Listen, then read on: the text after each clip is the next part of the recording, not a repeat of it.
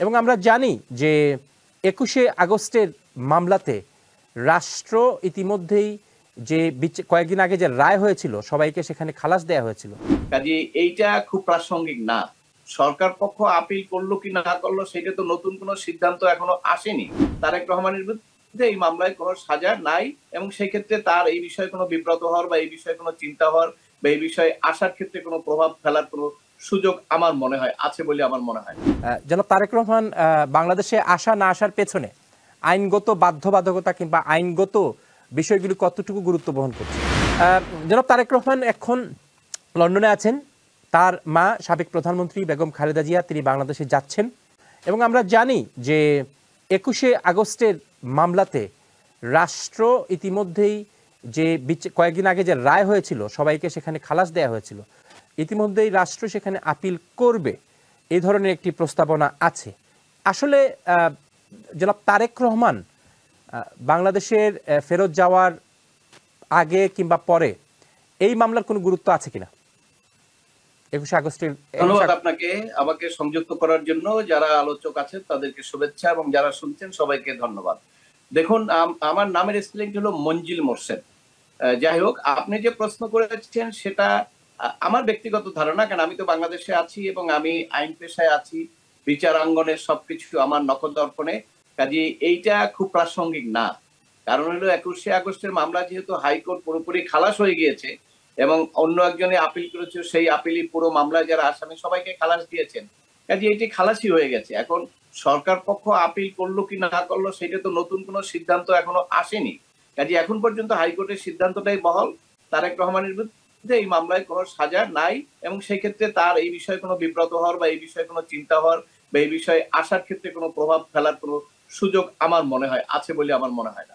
আপনি যেহেতু আদালত পাড়ার সবকিছুই আপনার নখদর্পণে, এখন আদালত পাড়ায় এ নিয়ে কি আলোচনা চলছে যে তারেক রহমানের দেশে আমার প্রশ্ন হচ্ছে তারপরেরটি জনাব তারেক রহমান বাংলাদেশে আসা না আসার পেছনে আইনগত বাধ্যবাধকতা কিংবা আইনগত বিষয়গুলি কতটুকু গুরুত্ব বহন করছে?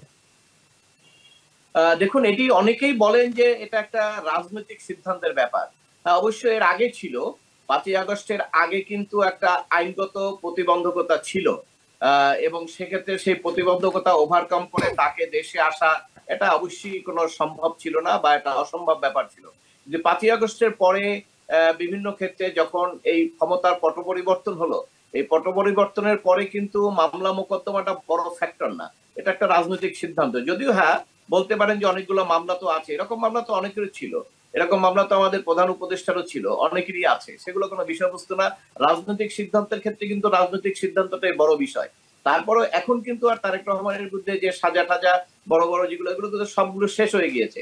কাজে এখনো এই যে আপনার কাছ থেকে আমরা জানতে পারলাম যে বেগম খালেদা জিয়া আসছেন তার পুত্রবধূদের সহ, সেখানে কিন্তু আপনি তারেক রহমান সাহেবের নামটা বলেননি। কাজে আমরা ধরে নিতে পারি যিনি হয়তো আসছেন না। অতএব এই আসা না আসাটা এটি কিন্তু একটা রাজনৈতিক সিদ্ধান্ত, অর্থাৎ রাজনৈতিক দল বলতে আমি বিএনপির সিদ্ধান্তের উপরে বলছি যে ব্যক্তিগতভাবে তারেক রহমান এবং তার রাজনৈতিক দল ওনারাই সিদ্ধান্ত নেবেন যে উনি কখন দেশে আসবেন কি আসবেন না। কিন্তু আসার ক্ষেত্রে আইনগত কোনো প্রতিবন্ধকতা এখন নেই, এটাই আমার কাছে মনে হয় এবং এটি হলো বাস্তবতা। আর আপনি একটু ফাঁকে যদি আমি বলতে পারি আদালতের অবস্থানগুলো কথা।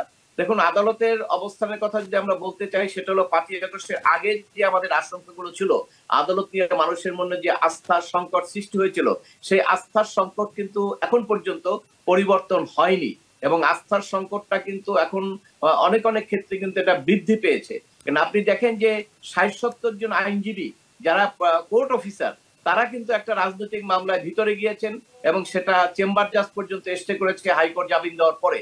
অতএব সেই ক্ষেত্রে কিন্তু আদালতের বিষয়গুলোকে আমরা মানুষের মধ্যে যে পারসেপশন বা যে একটা ছিল যে ৫ই আগস্টের পরে মনে হয় আমরা পূর্ণ স্বাধীন বিচার বিভাগ পাবো, কিন্তু এই যে অবস্থান, সেই অবস্থান ক্ষেত্রে জনগণের মনে কিন্তু এই সাহসটা আসেনি যে আমরা এখন পুরোপুরি একটা স্বাধীন বিচার বিভাগ পেয়েছি যার মাধ্যমে সবাই অধিকারগুলো নিশ্চিত হবে। যদি অধিকারগুলো নিশ্চিত হতো সে সারা দেশে আইনজীবীরা সারেন্ডার করার পরে তারা জেলে যেত না। ৬০-৭০ জন আইনজীবী যারা পলিটিক্যাল মামলায় একিউজড হয়েছে তাদেরকে এইভাবে জেলে যেতে হতো না।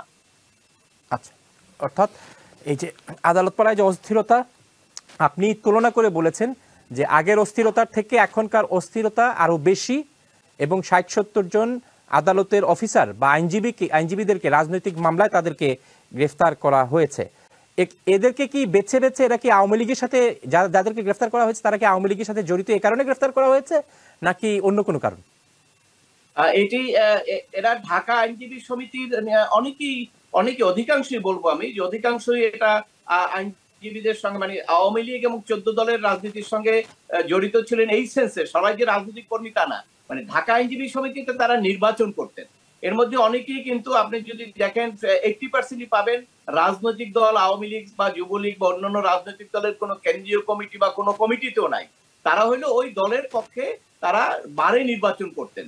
আর এখন এর বাইরেও কিন্তু কিছু আইনজীবী আছেন, এবং আমরা যতটুকু জানতে পেরেছি সেটা হলো এই আইনজীবীদের মধ্যে মামলাটা কিন্তু 5ই আগস্টের পরে হয় না, এটা কিন্তু ইদানিংকালই হয়েছে। অর্থাৎ যখন নাকি বিভিন্ন বার অ্যাসোসিয়েশনের নির্বাচন সামনে, এই নির্বাচন উপলক্ষে যখন ঢাকা আইনজীবী সমিতিও নির্বাচনের ধামাডোল বাজছিল, সেই মুহূর্তে হঠাৎ করে এই মামলাগুলো হয়েছে।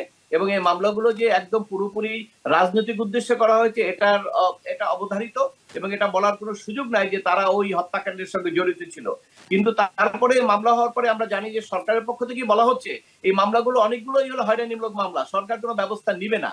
কিন্তু আমরা দুঃখের সঙ্গে দেখতে পাচ্ছি সরকার বললেও এই আপনার এই যে হাতিয়ারটা আদালতকেই তারা ব্যবহার করছে, এবং আদালতের মাধ্যমে কিন্তু তারা জেলখানায় যাচ্ছে।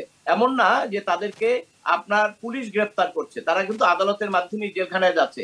এই জায়গাটাই আমার বক্তব্য হলো যে বাংলাদেশে এখন এই যে আইনের শাসনের যে দুর্বলতার কথাটা আমরা আগে বলেছিলাম, সেই দুর্বলতা 5ই আগস্টের পরে কেটে ওঠার কথা ছিল, কিন্তু আমরা কিন্তু সেরকম দেখছি না যে সেই দুর্বলতা কেটে উঠেছে।